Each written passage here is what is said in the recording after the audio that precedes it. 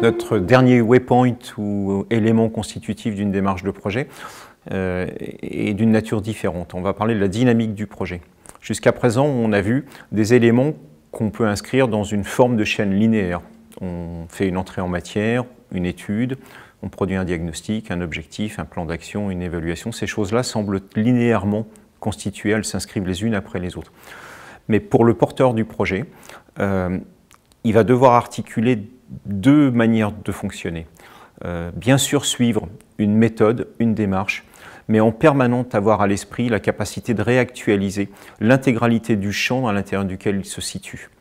Donc être capable d'appréhender différents systèmes d'action en même temps, être capable de prendre en compte la complexité d'une situation, remettre en question le diagnostic qui a produit l'objectif, parce que pendant le cours d'action, on s'aperçoit que ce que l'on croyait être la réalité ne se révèle pas être conforme à ce qu'on avait pensé dans le diagnostic, va nécessiter des compétences dynamiques très particulières de porteur du projet.